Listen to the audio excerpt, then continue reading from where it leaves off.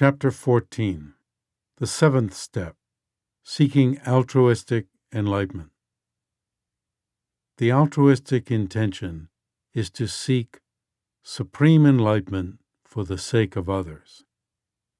Maitreya, ornament for clear realization. Once you generate the special altruistic attitude that you yourself must bring about the welfare of all sentient beings by freeing them from suffering and connecting them with happiness, you must evaluate whether or not you have the capacity to accomplish this in your present state. Most likely, you will decide that you do not. How then to proceed? Helping others is not limited to providing food, shelter, and so forth, but includes relieving the basic causes of suffering and providing the basic causes of happiness.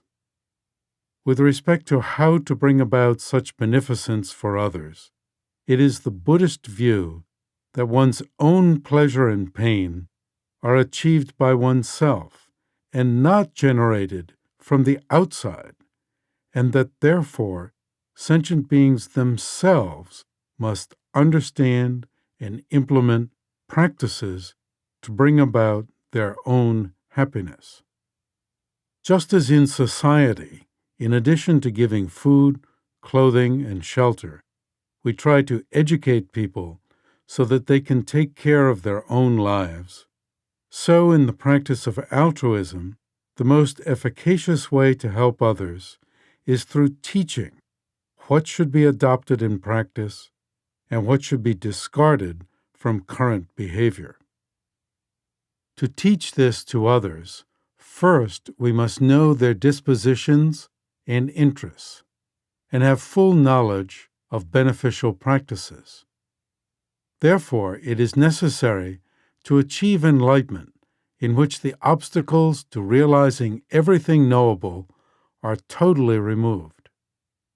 This calls for fulfillment of your own potential to completely realize the nature of all persons and things, and the removal of all obstacles to liberation from cyclic existence and from full knowledge. This is the way you come to decide that in order to bring about the welfare of others in a full way, it is necessary to attain enlightenment. When you take on the basic outlook that for the sake of all sentient beings you seek to achieve enlightenment, you have attained an altruistic intention to become enlightened. Generation of this attitude is the last of the 7 steps. Deciding to achieve enlightenment. A strong altruistic attitude in which you promise to seek Buddhahood for the sake of others is built on the high-minded resolve of taking on yourself the burden of others' welfare. That, in turn, stems from compassion and love such that you cannot bear to see the manifest suffering of others or live with the knowledge that they are oppressed by unwanted internal conditions that result in suffering and limitation. Developing this sense of commiseration for others depends on seeing all sentient beings as close to you, like your best friend, and wanting to reciprocate their kindness. This itself stems from first seeing beings in an even-minded way. Therefore, for this final 7th step, you start by reviewing the previous steps.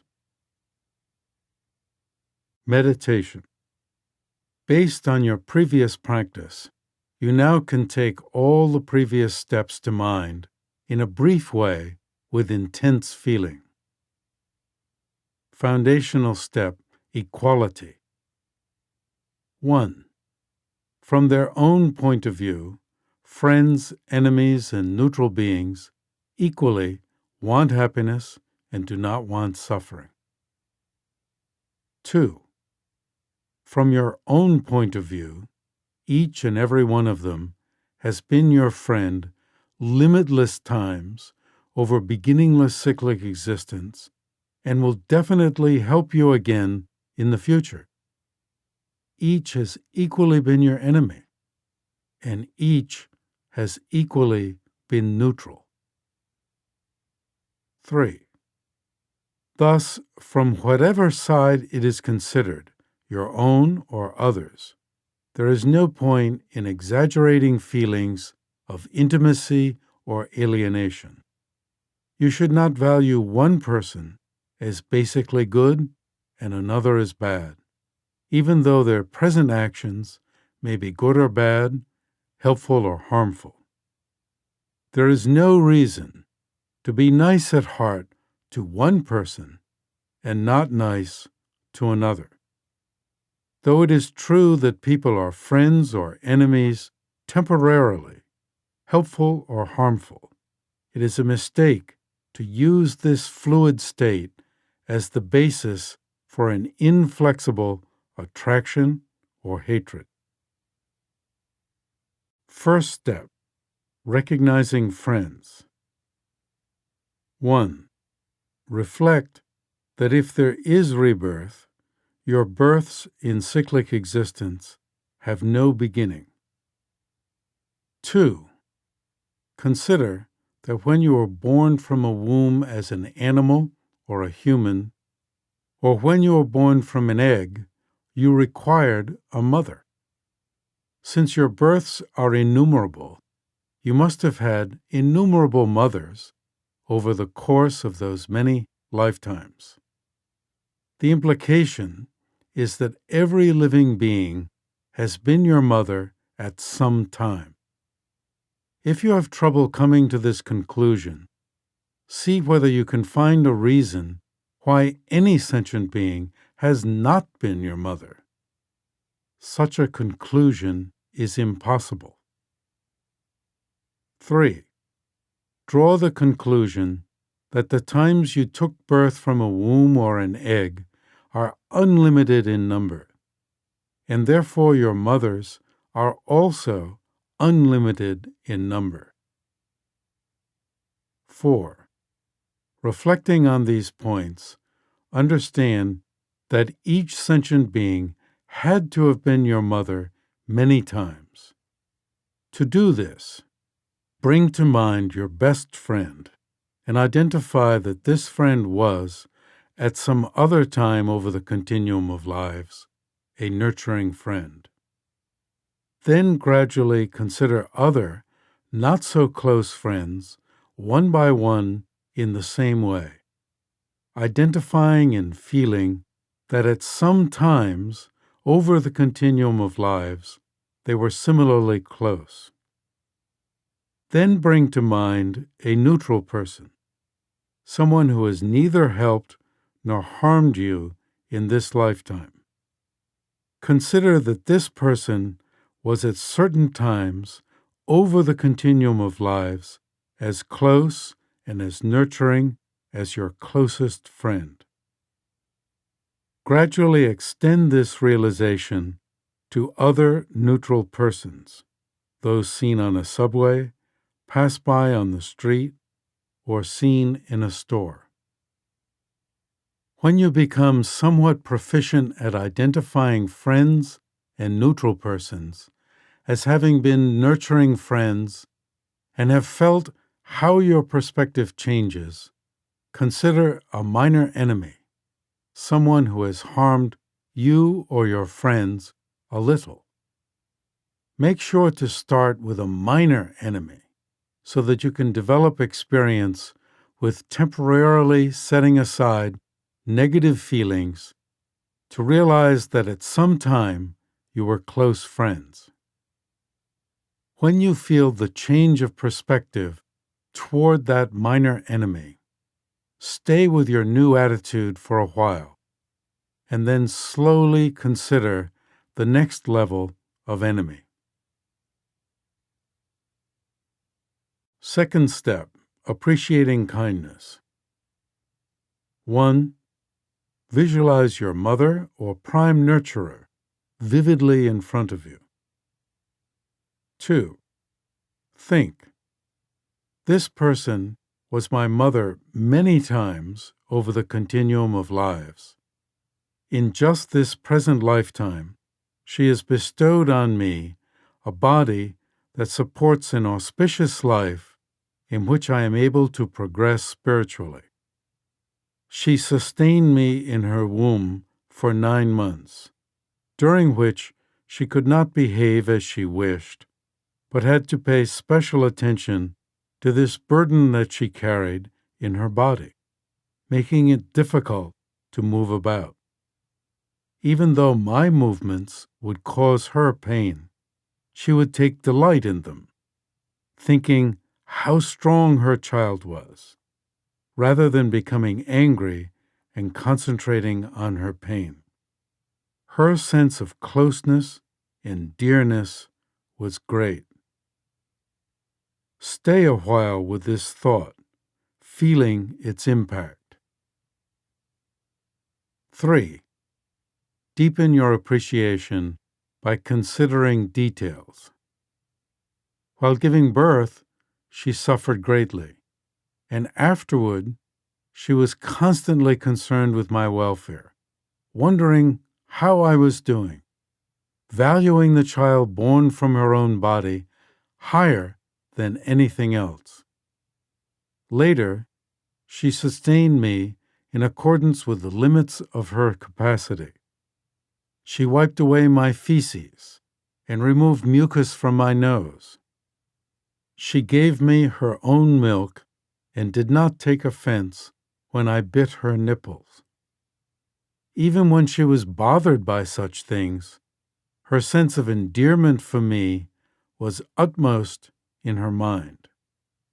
This was not just for a day, a week, or a month, but from year to year, whereas for most people, taking care of a child for an hour or two is bothersome. If you are using as your model a person other than your mother, recall in detail the kindnesses he or she extended to you. 4. Realize how dependent you were.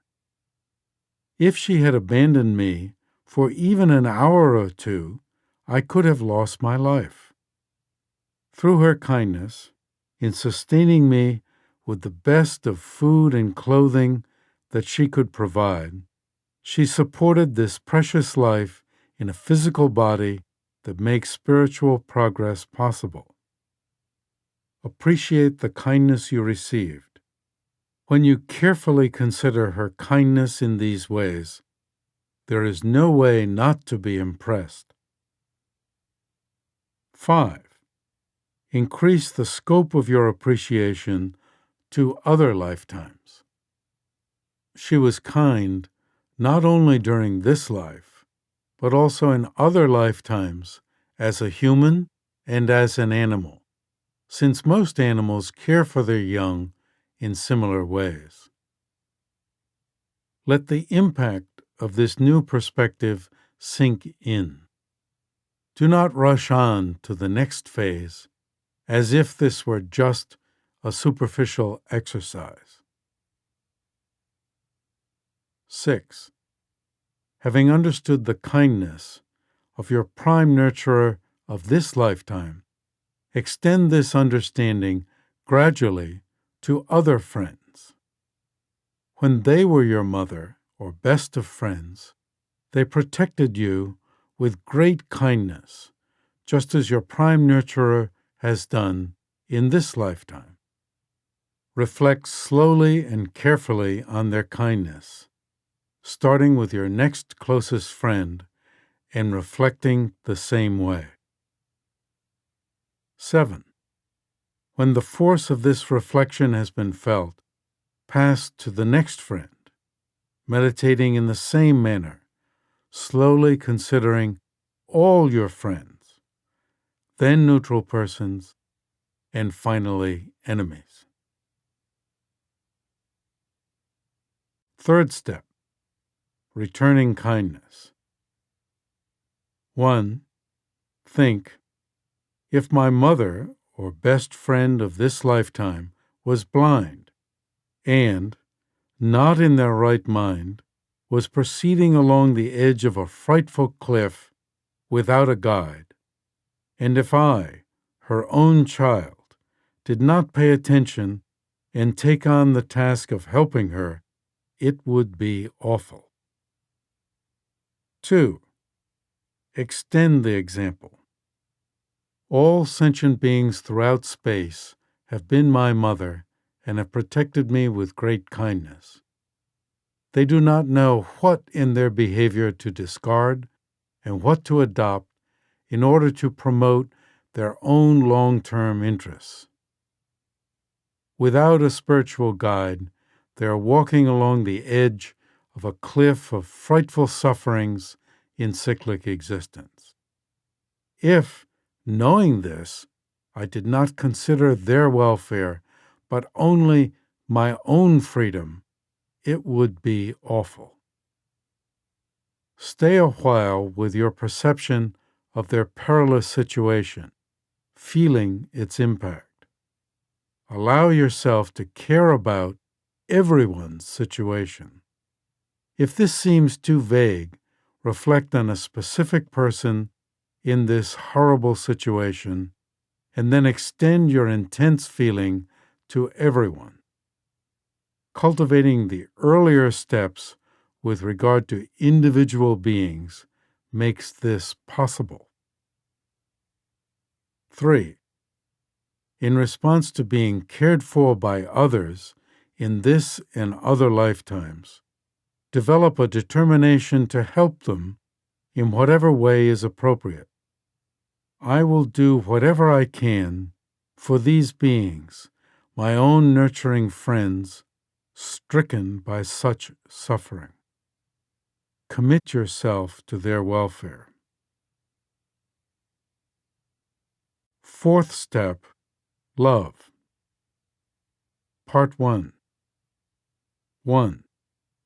Bring to mind a friend and reflect on how this person suffers from mental and physical pain, from mistaking temporary pleasures for those that have an inner nature of happiness, and suffers from being caught in a process outside of her control, just as you suffer in these ways. 2. Extend this reflection to more and more friends, one by one. 3. Apply this insight to several neutral persons, one by one. 4. Consider how the least of your enemies suffers in these ways, just as you do. 5. Slowly extend this to more and more of those who have harmed you or your friends. Love, Part 2. 1. Notice that you naturally experience a sense of I, as in, I want this, or I do not want that. 2. Recognize that you naturally want happiness and do not want pain. This is both natural and correct, not requiring any further justification. 3.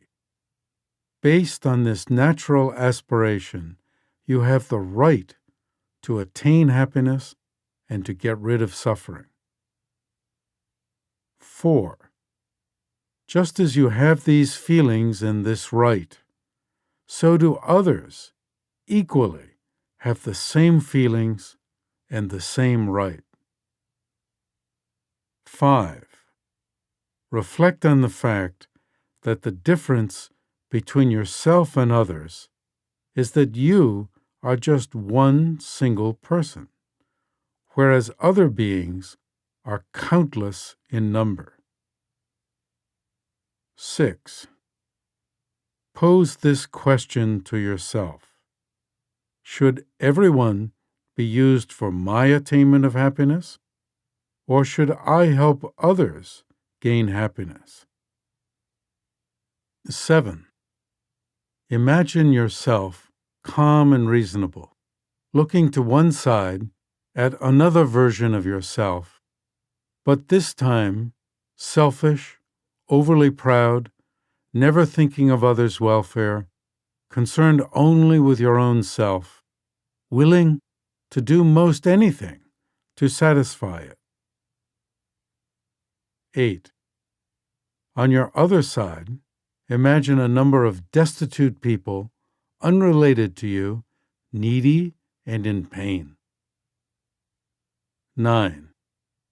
Now you, as an unbiased, sensible person in the middle, consider this. Both sides want happiness and want to get rid of pain. In this way, they are equal, the same. In addition, both have the right to accomplish these goals. 10. But think. The selfishly motivated person on one side is only a single person, whereas the others are far greater in number, even limitless. Is this single self-centered person more important? Or is the group of poor, needy, helpless people more important? Which side will you join? You, as the unbiased person in the middle, will naturally favor the greater number of suffering people. There is no way to avoid the overwhelming needs of the greater number, especially in contrast to that proud and foolish character. If you have a warm heart, you will be drawn naturally to the side of the needy beings. 11. Reflect. If I, as just one person, take advantage of the majority, I am acting contrary to my humanity. Indeed, to sacrifice $100 for the sake of $1 is very foolish. But to spend $1 for the sake of $100 is smart. 12. Thinking this way, decide, I am going to place my emphasis on the many rather than on this one selfish person. Just as every part of your body is equally considered to be your body, and therefore to be equally protected from pain, so all sentient beings should be equally protected from suffering. Love, Part 3.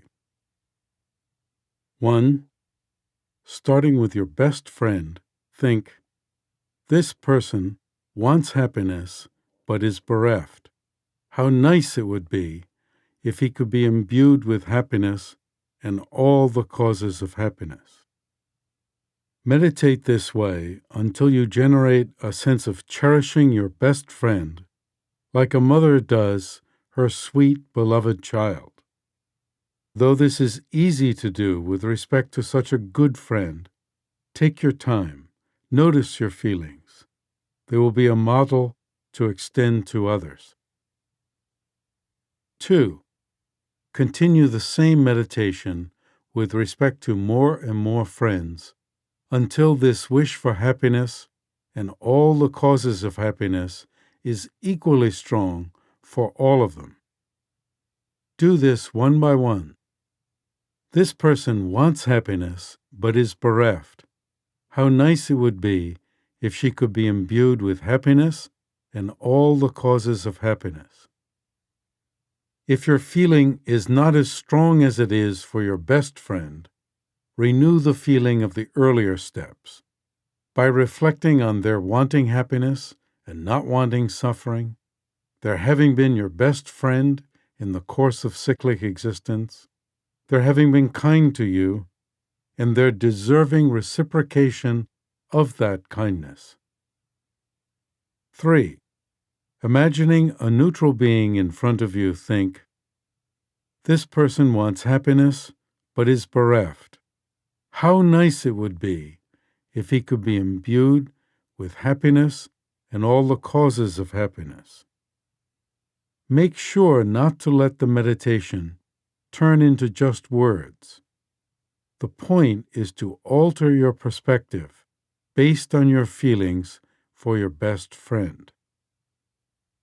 4. Continue the same meditation with respect to more and more neutral persons, until this wish for happiness and all the causes of happiness is as strong as it is for friends. 5. Imagining your least of enemies in front of you, contemplate, this person wants happiness but is bereft. How nice it would be if she could be imbued with happiness and all the causes of happiness. Stay with this practice until you actually feel the heartfelt wish for happiness and all the causes of happiness for this person who has harmed you or your friends. Keep this up until it is as strong as it is for friends and neutral persons. 6. Continue the same practice with respect to another enemy, such as someone who has bothered you at work or in public. As you succeed, slowly consider more and more enemies, gradually widening the scope of your sense of love. Love, Part 4. 1. Starting with your best friend, think, this person wants happiness but is bereft. May he be imbued with happiness and all the causes of happiness. 2. Extend the same wish to more and more friends, to the point where the call for happiness and all the causes of happiness is equally strong for all of them. This person wants happiness but is bereft. May she be imbued with happiness and all the causes of happiness. 3. Imagining a neutral being in front of you, think as follows. This person wants happiness, but is bereft. May he be imbued with happiness and all the causes of happiness. 4. Continue the same meditation with respect to more and more neutral persons until the call for happiness and all the causes of happiness is equally strong for friends and neutral persons. 5. Imagine the least of your enemies in front of you and contemplate, this person wants happiness but is bereft.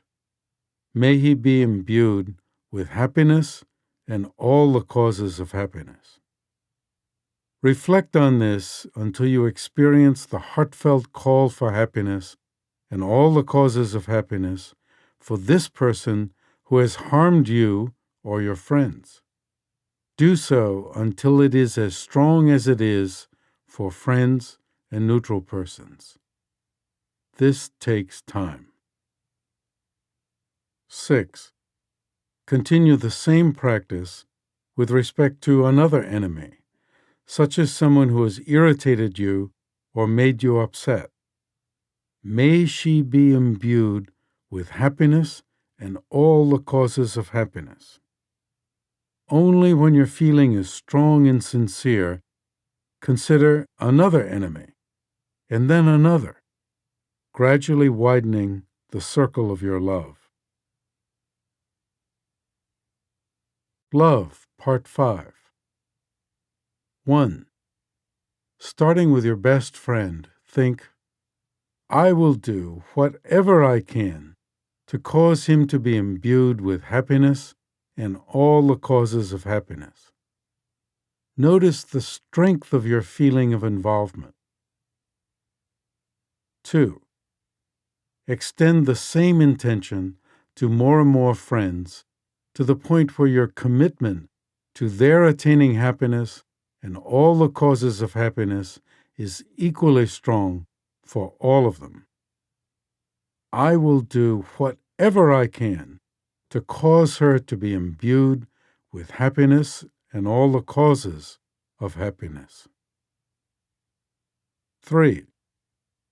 Imagining a neutral being in front of you, think as forcefully as you can, I will do whatever I can to cause her to be imbued with happiness and all the causes of happiness. 4. Continue the same meditation with respect to more and more neutral persons until your involvement in their attaining happiness and all the causes of happiness is equally strong for friends and neutral persons.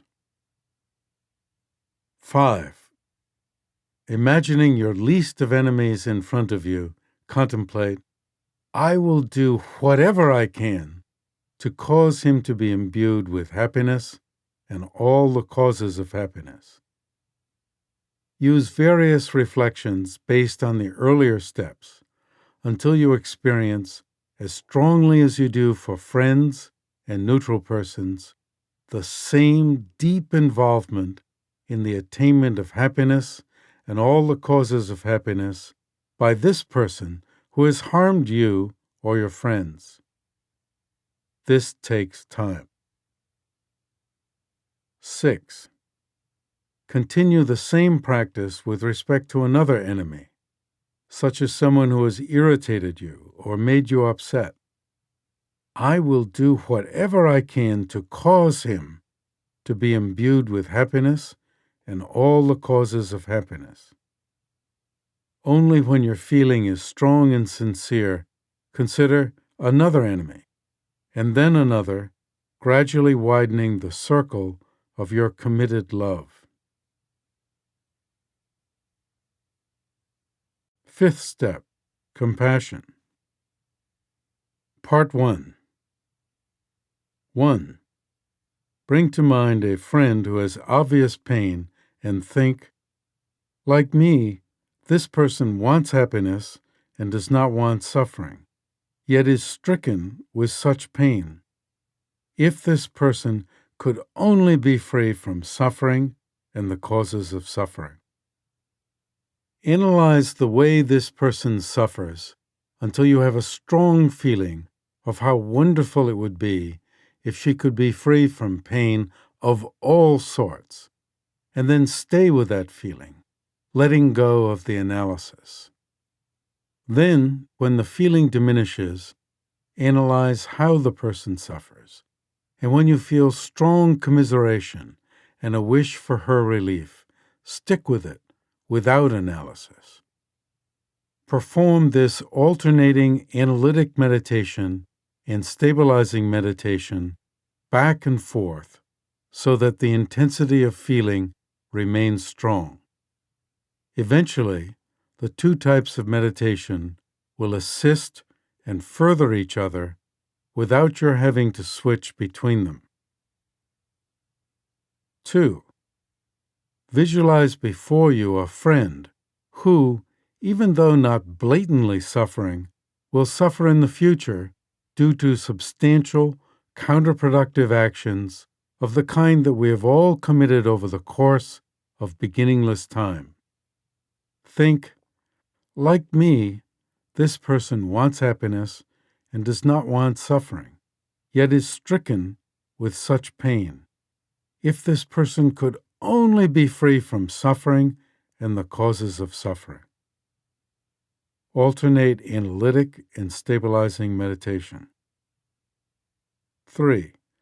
Slowly extend this meditation person by person, first with more friends, then with neutral persons, and finally with enemies, eventually including all sentient beings throughout space. Compassion, Part 2. 1. Bring to mind a friend who suffers obvious pain and think, Like me, this person wants happiness and does not want suffering, yet is stricken with such pain. May this person be free from suffering and the causes of suffering. Alternate analytic and stabilizing meditation. 2. Visualize in front of you a friend who, even though not blatantly suffering, will suffer in the future due to substantial, counterproductive actions of the kind we have all committed over the course of beginningless time. Think, like me, this person wants happiness and does not want suffering, yet is stricken with such pain. May this person be free from suffering and the causes of suffering. Alternate analytic and stabilizing meditation. 3. Slowly extend this meditation person by person, first with more friends, then with neutral persons, and finally with enemies, eventually including all sentient beings throughout space. Compassion, Part 3. 1. Bring to mind a friend who has obvious pain and think, like me, this person wants happiness and does not want suffering, yet is stricken with such pain. I will help this person be free from suffering and all the causes of suffering. Alternate analytic and stabilizing meditation. 2. Visualize in front of you a friend who, even though not stricken with blatant suffering, will suffer in the future due to substantial, counterproductive actions of the kind that we have all committed over the course of beginningless time. Think, like me, this person wants happiness and does not want suffering, yet is stricken with such pain. I will help this person be free from suffering and all the causes of suffering. Alternate analytic and stabilizing meditation. 3.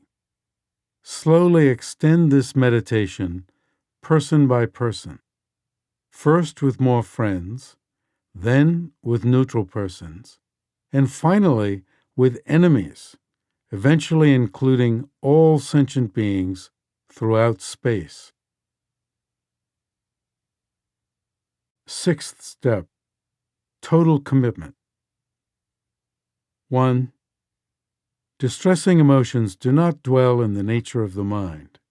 Therefore, they can be removed. 2.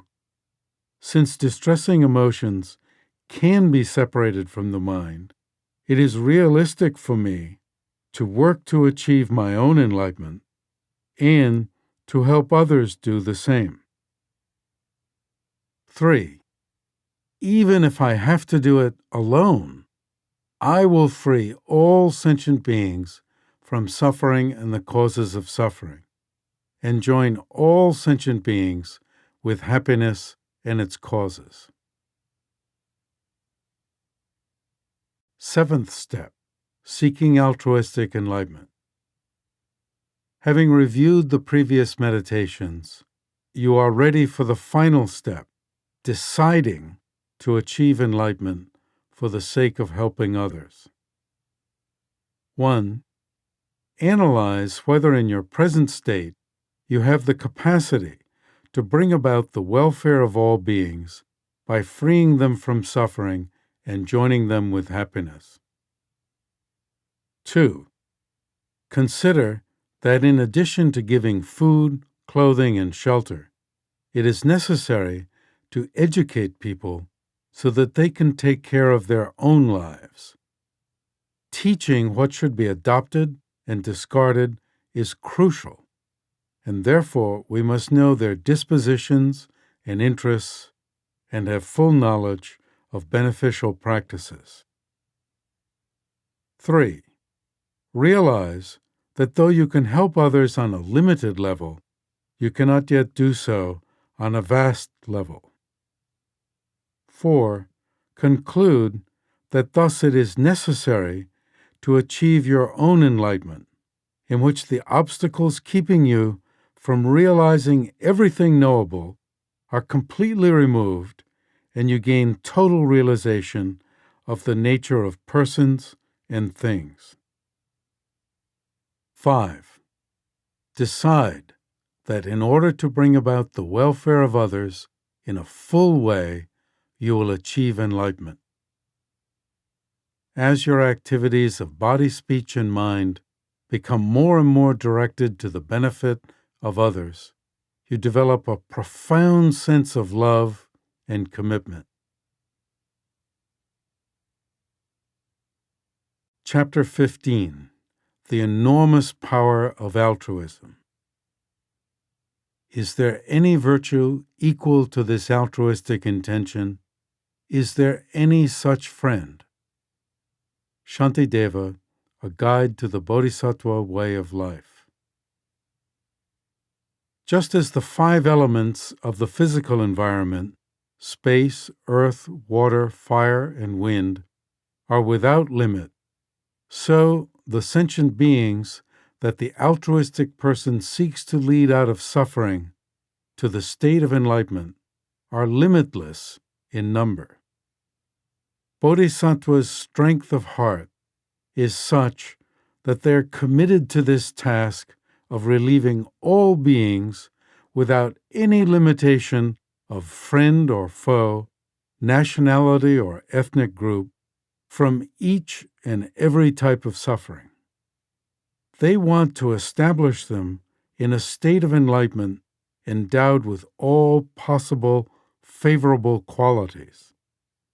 To become able to help on such a vast scale, they are willing, from the depths of their hearts, to train in innumerable techniques to advance toward their own perfection, no matter how long it takes, over aeons and aeons, with effort that is like invisible armor, preventing impatience and discouragement.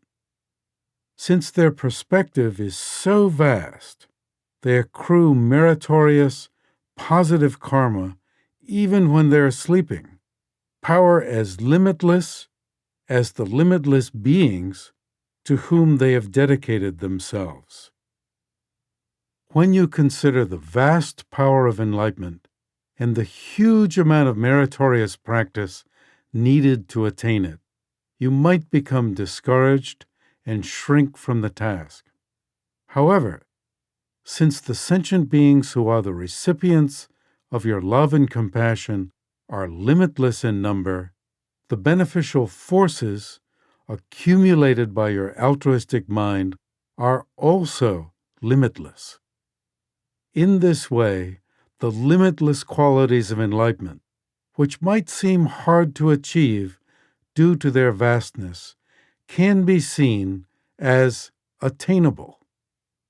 Reflecting this way, you see that transformation into enlightenment is indeed possible, thereby preventing any possibility of laziness and procrastination. As Nagarjuna's precious garland of advice says, through their love and compassion, the altruistic are determined to lead limitless sentient beings out of suffering and establish them in Buddhahood. Hence, even when sleeping, after thoroughly assuming such resolve, those who remain steadfast, even though they might not be meticulous, always accumulate merit as limitless as all sentient beings, since sentient beings are limitless. Know then that because the causes are limitless, limitless Buddhahood is not hard to attain. The altruistic stay for a limitless time in the world. For limitless beings, they seek the limitless qualities of enlightenment and perform limitless virtuous actions. Hence, though enlightenment is limitless, how could they not attain it? with these 4 limitless factors without taking too long. By aiming the scope of your actions not just at yourself or a few close persons, but at each and every being throughout space, the transformative effect of your positive actions is multiplied by the limitless number of beings who are the field of your intent. In this way, love becomes the indispensable ingredient and cause of full enlightenment. Though at first you might question the possibility of Buddhahood, full spiritual transformation becomes realistic when you consider the effectiveness of love, compassion, and the altruistic intention to become enlightened. They will support you on your spiritual path, and you will be amazed at their power. Booster wishes. Heartfelt wishes for your own future spiritual development and for the progress of others are themselves forms of meditation. Nagarjuna, famed in India and throughout Asia for identifying exaggerated perceptions of the nature of persons and things, and for his presentation of the relation of cause and effect, composed a set of marvelous wishes for your own and others' prosperity in terms of personal health, resources, and spiritual qualities. Here they are. Through the merit of virtuous deeds that I did earlier and will do, may all sentient beings aspire to the highest enlightenment. May all sentient beings have stainless faculties, release from all conditions of oppression, freedom of action, and endowment with good livelihood. And may all sentient beings have jewels in their hands, and may all the limitless necessities of life remain unconsumed as long as there is cyclic existence. May all persons at all times be born in advantageous ways. May all sentient beings have the intelligence of wisdom and the legs of morality. May sentient beings have a pleasant complexion, good physique, great splendor, a pleasing appearance, freedom from disease, strength, and long life. May all be skilled in the means to extinguish suffering and have liberation from all pain, inclination to spiritual practice, and the great wealth of spiritual teachings. May they be adorned with love, compassion, joy, even-mindedness, devoid of afflictive emotions, giving, morality, patience, effort, concentration, and wisdom. Completing the 2 collections of merit and wisdom, may they physically have brilliant marks and beautiful features, and may they cross without interruption the full range of spiritual development. May I also be adorned completely with those and all other good qualities, be freed from all defects, and have superior love for all sentient beings. May I perfect all the virtues for which all sentient beings hope, and may I always relieve the sufferings of all embodied beings. May those beings in all worlds who are distressed through fear become entirely fearless, even through merely hearing my name. Through seeing or thinking of me, or only hearing my name, may beings attain great joy, naturalness free from error, definiteness toward complete enlightenment, and the 5 clairvoyances throughout their continuum of lives. May I always, in all ways, bring help and happiness to all sentient beings. May I always, without harm, simultaneously stop all beings in all worlds who wish to commit ill deeds.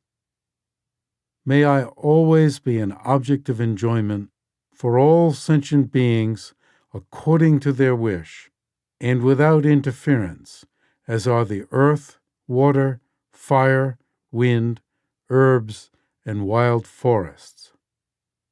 May I be as dear to sentient beings as their own life, and may they be even more dear to me. May their ill deeds fructify for me, and all my virtues fructify for them. As long as any sentient being anywhere has not been liberated, may I remain in the world for the sake of that being, though I have attained highest enlightenment. Nagarjuna then speaks about the value of taking these wishes to heart. If the merit of saying this had form, it would never fit into realms of worlds as numerous as the sand grains of the Ganges River. The enlightened said so, and the reasoning is this: the limitlessness of the merit of wishing to help limitless realms of sentient beings is like the limitlessness of those beings. By truly taking these wishes to heart, you dedicate your deepest aims to the well-being of others, thereby accumulating positive forces as great as the count of sentient beings who comprise your field of altruistic intention. Chapter 16. Acting with Love. Without hope of reward, provide help to others. Nagarjuna, precious garland of advice. With altruistic motivation, every action accumulates virtues, the limitless power of salutary merit.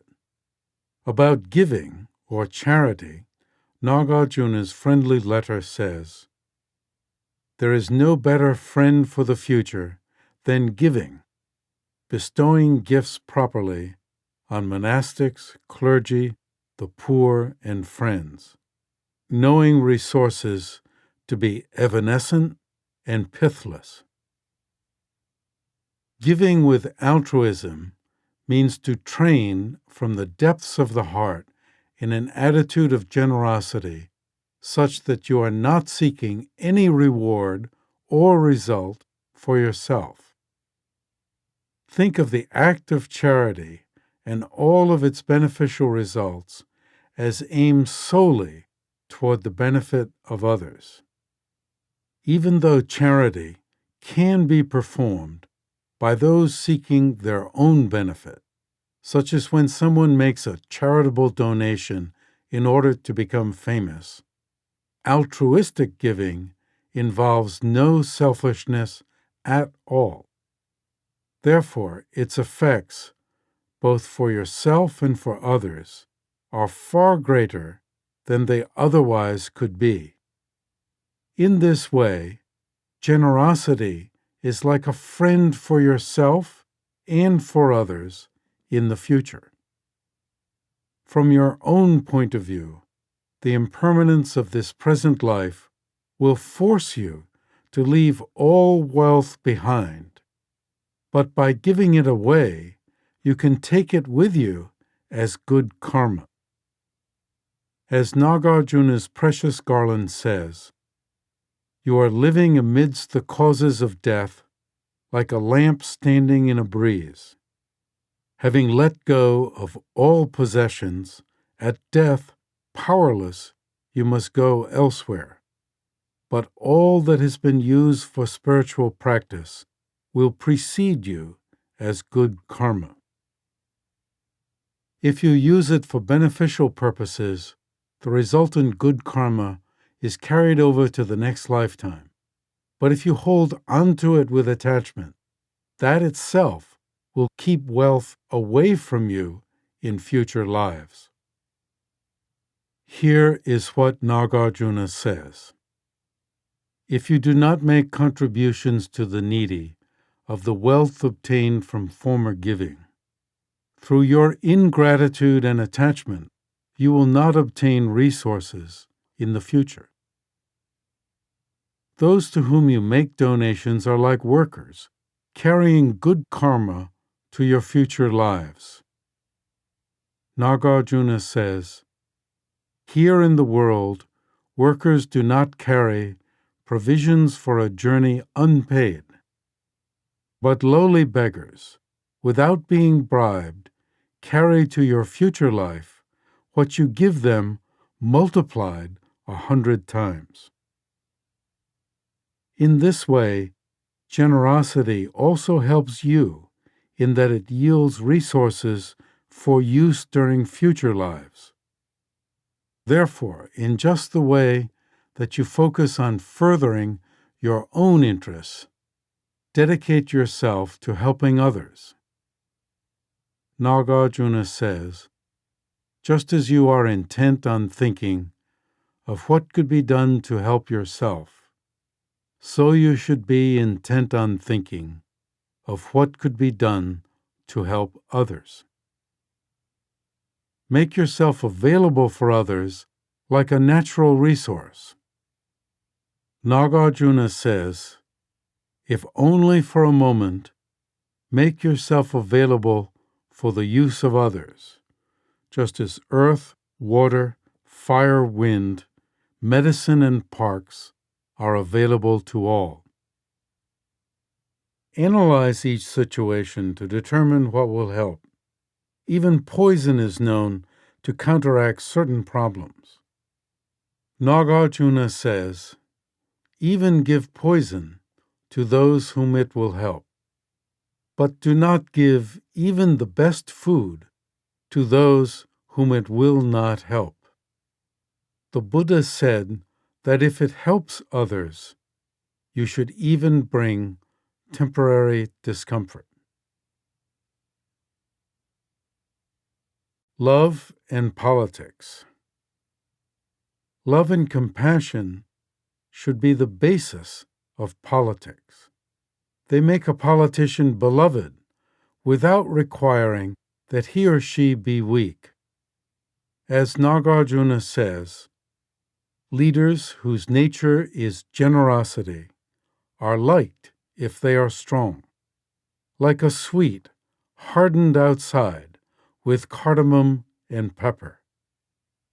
The birds of the populace will alight upon the royal tree, providing the shade of patience, flourishing flowers of respect, and large fruits of resplendent giving. The message is that politicians should always be expansive of heart. Nagarjuna says, always be of exalted mind, and take delight in exalted deeds. From exalted actions arise all effects that are exalted.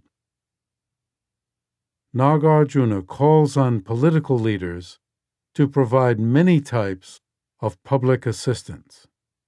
He says, always care compassionately for the sick, the unprotected, those stricken with suffering, the lowly, and the poor, and take special care to nourish them. Provide extensive care for the persecuted, the victims of crop failure, the stricken, those suffering contagion, and for beings in conquered areas. Cause the blind, the sick, the lowly, the protectorless, the destitute, and the crippled equally to obtain food and drink without interruption. In order to alleviate the suffering of sentient beings, old, young, and infirm, you should establish through the resources that you control doctors and health workers throughout your country. Lovingly give to beggars various and glittering clothes, adornments, perfumes, garlands, and enjoyments. Nagarjuna says that prisoners should be treated with love, even when they are punished. Just as deficient children are punished out of a wish to make them competent, so punishment should be carried out with compassion, not through hatred nor desire for wealth. Even to those who have been rightfully fined, bound, punished, and so forth, you, being moistened with compassion, should always be caring. Through compassion, you should always generate just an attitude of altruism, even for those persons who have committed awful ill deeds. Especially generate compassion for those whose ill deeds are horrible, the murderers. Those of fallen nature are receptacles of compassion from those whose nature is magnanimous. Free the weaker prisoners after a day or 5 days. Do not think the others are not to be freed under any conditions. As long as prisoners are not freed, they should be made comfortable with barbers, baths, food, drink, medicine, and clothing. Once you have analyzed and thoroughly recognized the angry murderers, have them banished without killing or tormenting them. Nagarjuna says that providing schools is particularly important. As ways to increase wisdom, wherever there is a school in the land, provide for the livelihood of teachers and give lands to them for their provision. Types of giving. In these ways, giving refers to an attitude of generosity as well as those physical and verbal acts motivated by generosity.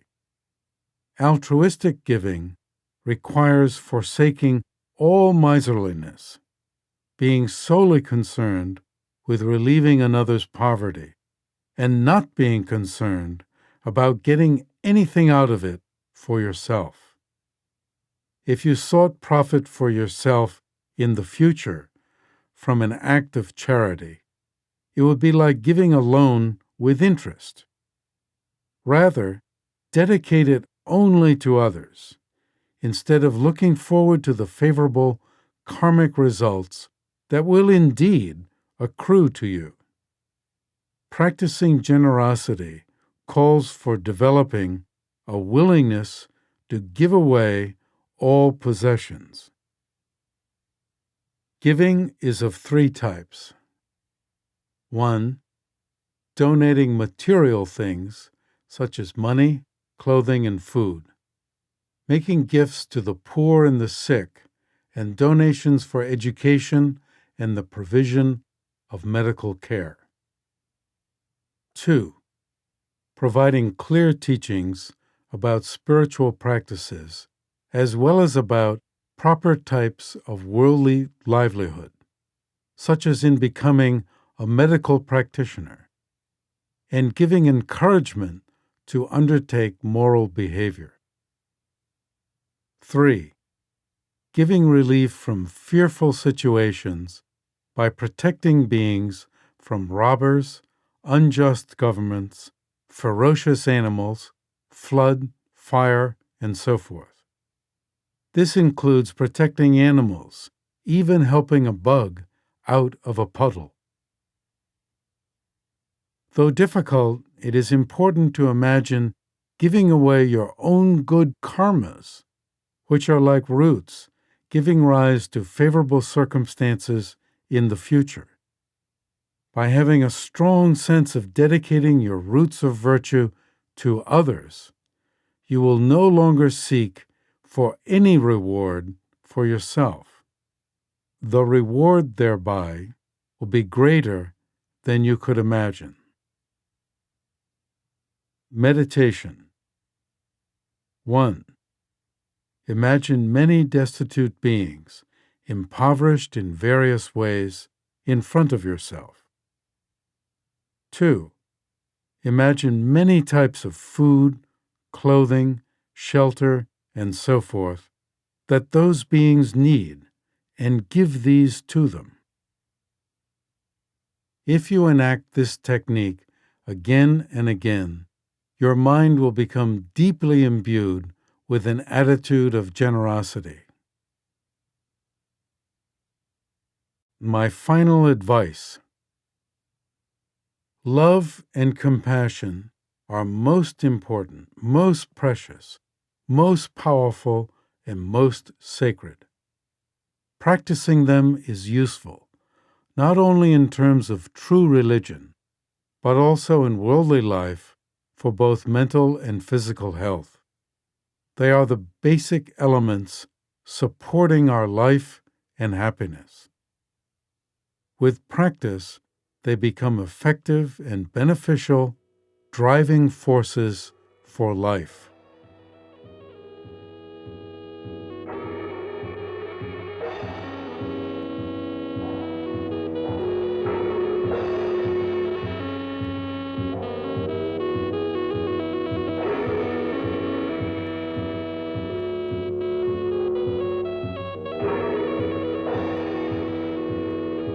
How to Expand Love, Widening the Circle of Loving Relationships, was written by His Holiness the Dalai Lama, and translated, edited, and read by Jeffrey Hopkins. It was engineered by Michael Jones, with editing and post-production by Frog Pond Productions.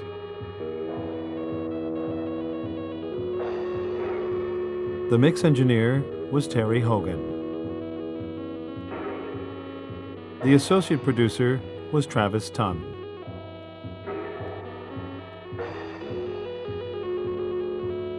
How to Expand Love, Widening the Circle of Loving Relationships, was produced and directed by Sarah Ginsberg.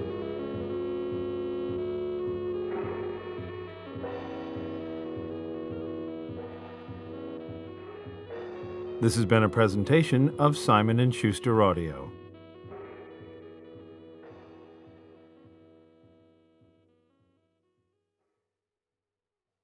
How to Expand Love, Widening the Circle of Loving Relationships is available in hardcover from Atria. Also available from Simon & Schuster Audio, His Holiness the Dalai Lama's The Art of Happiness at Work.